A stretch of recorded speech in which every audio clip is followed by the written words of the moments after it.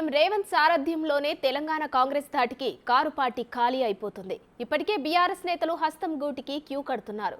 ఈ క్రమంలోనే తాజాగా GHMC deputy mayor Mothe Srilatha, Shobhan Reddy దంపతులు కాంగ్రెస్ పార్టీలో చేరారు.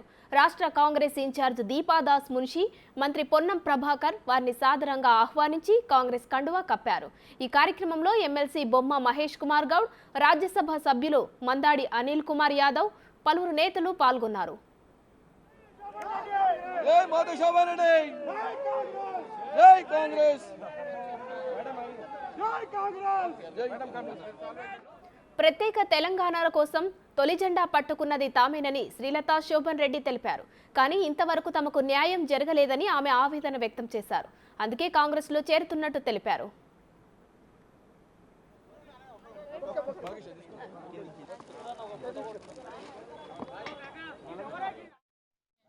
बीस 24 ईयर्स नीचे मैं सर्विस नहीं, आप लोग 24 ईयर्स से सर्विस कर रहे हैं, उसके लिए कुछ अच्छा कुछ मदद नहीं मिले, इसीलिए कांग्रेस में जॉइन होने को हम लोग इंटरेस्ट लिया, इसलिए इधर कांग्रेस में जॉइन हो गया. बीआरएस लो ఫస్ట్ ఉద్యమకారులు మేమిద్దరం, వైఫ్ అండ్ హస్బెండ్ ఇద్దరం కూడా మేము 2001లో కూడా కార్పొరేటర్గా పోటీ చేయడం జరిగింది. అప్పటి నుంచి కూడా మాకు ఎలాంటి న్యాయం జరగలేదు. కాబట్టి మాకు కొంచెం న్యాయం జరుగుతుందనే ఉద్దేశంతో, అలాగే పార్టీ విషయమే కాకుండా పార్టీకి సంబంధించింది కాకుండా మేము మా ఉద్దేశపూర్వకంగా ఈరోజు పార్టీని దూషించో ఏదో అని రావడం లేదు. మా ఉద్దేశపూర్వకంగా మేము ఈరోజు కాంగ్రెస్లోకి రావడం జరిగింది.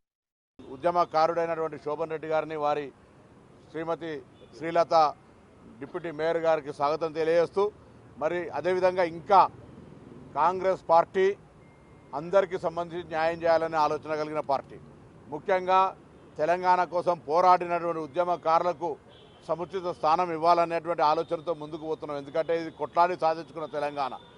ఈ తెలంగాణ ఆకాంక్షలకు అనుగుణంగా ముందుకు పోయేటువంటి ఆలోచనతో జరగాలి. కాబట్టి ఈరోజు మరి 24 సంవత్సరాలు పార్టీ తెలంగాణ వ్యవస్థాపకంగా పెట్టినప్పటి నుంచి టీఆర్ఎస్ పార్టీలో పనిచేసి, మరి అక్కడ జరుగుతున్నటువంటి అవమానం, అన్యాయానికి సంబంధించి భరించలేని పరిస్థితుల్లో ఈరోజు వచ్చేసినటువంటి తనకు స్వాగతం తెలియజేస్తూ, అదేవిధంగా మిగతా ఎవరైతే మీకు అక్కడ సరి అయిన విధంగా రాజకీయంగా కావచ్చు, అక్కడ ఉండే పరిస్థితుల లోపల జరుగుతున్నటువంటి పరిణామాల పట్ల